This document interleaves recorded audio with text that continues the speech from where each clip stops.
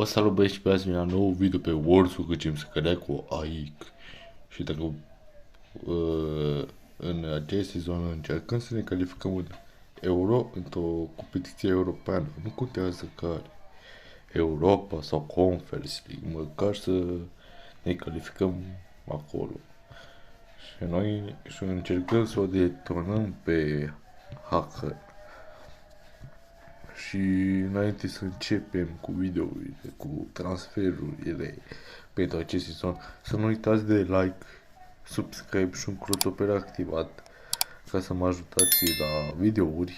Și hai să trecem la transferuri. Trebuie să luăm un atacat de locul lui Krasniqi, că al nostru Benzema cam scârție. Putem să luăm pe cine? Acum Miculescu. De ce nu? David Miculescu la AIC în Suedia.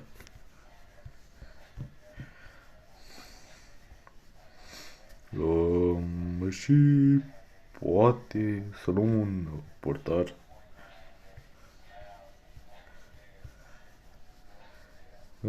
Pe Caua Santos de la Frankfurt. Da. Și i-am vândut pe băieții ăștia, o să apară acum pe ecran. Gen. Și acum hai să simulăm. Primul meci amical cu Tons. Și Miculescu marchează la debut 2-0. Și am picat în Europa League în turul 2 cu Girani din Kosovo. 1-0 primul tur. Și în retur Miculescu marchează, Holmgren dublă. În calificăm mai departe cu Beşiktaş.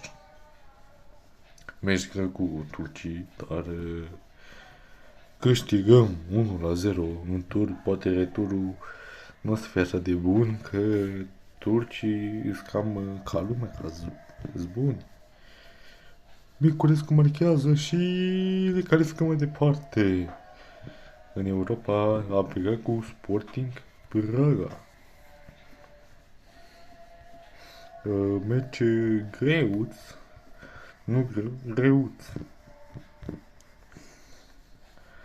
Dacă pierde acum ne calificăm în Conference. Facem egal. În prima etapă. Suntem buni. Gen. Turul cu Sporting Braga în Iacate. Miculescu în gol nou marchează și Holmgren face scor 3-2 pentru AIC. Și acum ne așteaptă în retur. Cum mi-aș bi 1-1. Nu mă, egal nu ne ținem. Ceva e nașpa. Returul cu Sporting Braga. Și ne calificăm. Nu. Fac remontada și așteaptă Conference-ul, din păcate. Prima victorie în ligă cu Halmstad. Ce noi putem să mai facem aici?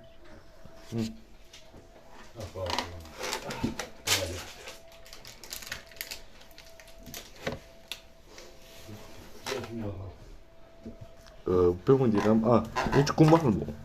Malmo este o echipă destul de bună pentru Suedia și ne face egal.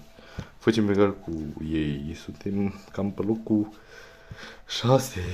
Nu ne place. Trebuie să câștigăm niște meciuri. Holmgren, Miculescu și Samuelson marchează potriva celor de la Elfsborg și am pe egal cu Lokomotiv Moscova. Meci greu. Scăpăm cu un egal. Stați așa să desfac și eu aici, n-a revenit. Am revenit 0-0 în tur. Meciul cu Kalmar în ligă. Să vedem ce o să face cu ei. 1-0. Miculescu. Joacă destul de bine și să te pe locul 2. Retur cu Locomotiv Moscova la ei acasă. Din păcate pierdem și aici, na. Nu ne calificăm nicăieri.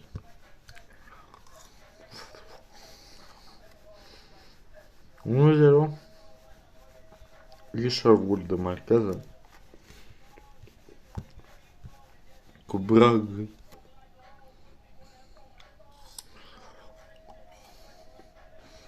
Suntem pe locul 1. Îmi place Head.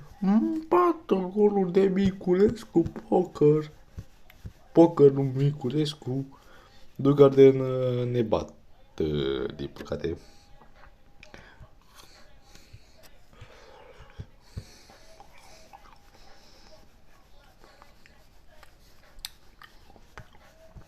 Trei la 1 destul de bine. Cu Helsingborg. Care e că în primul sezon sunt în 2 de ani. Na, cam eliminat din cupă.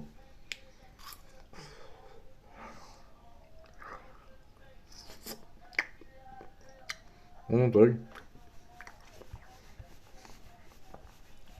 Opa. Cu Göteborg.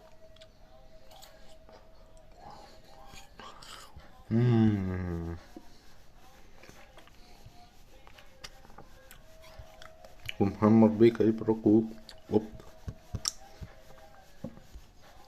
Se vede ce o să face cu Holmgren marchează 1-0.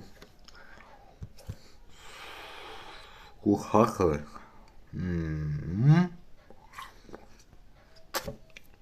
Plus cu Hacker. 2-1. Prima înfrângere lui Hacker în ligă.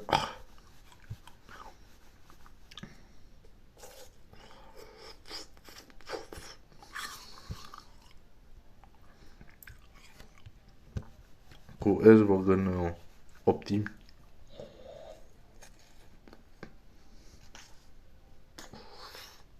Câștigăm 1-4. Vede?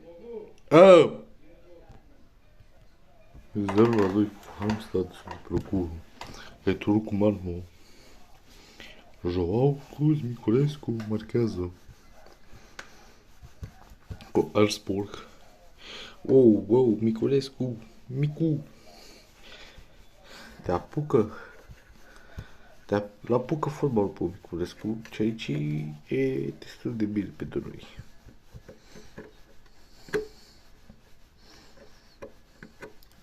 Șase, 2, deja îi carvar pentru celelalte echipe. Hat-trick, dublă Miculescu. Ce se întâmplă cu Miculescu? Ce se întâmplă? Se transformă. Nu, Miculescu iartă Artom în Suedia. Dacă jucă și așa la FCSB, era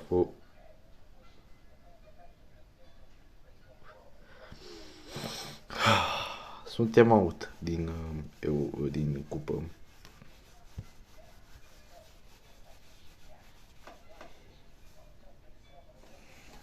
Din păcate.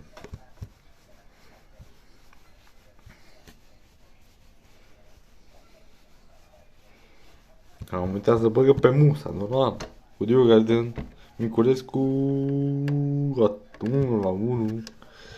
Am distanță mică între puncte. Între noi și Hacker, numai 2 puncte, deci e ceva grav. 5-0 cu Vanamo. Barcelona este out și Real.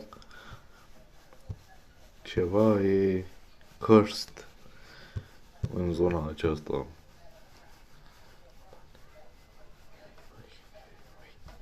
6-2 cu Oster și cu Göteborg. Hai și... Mai avem 2 puncte. 2 puncte. Atât. Domnul Miculescu.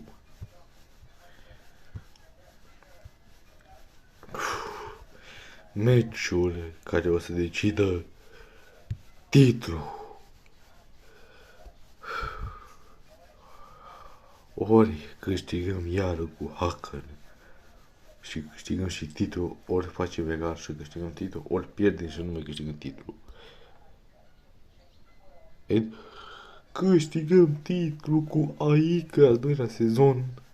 Hacken este bătut 1-4 și titlul vine la AIK pe Friends Arena.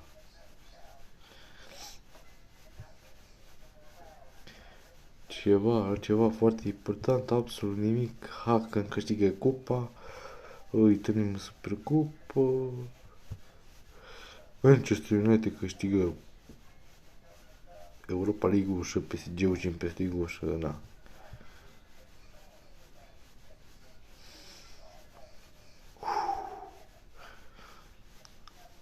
Da, un sezon destul de ok.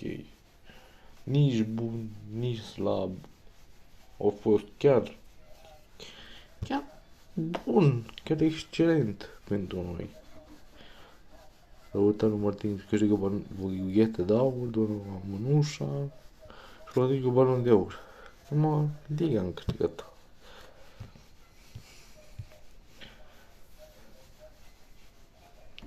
Da, foarte bun. Care Benzema se retrage și... Oh my god. Oh my god. Ceva e... Și dacă v-a plăcut acest video, nu uitați de like și de subscribe și ne vedem pe data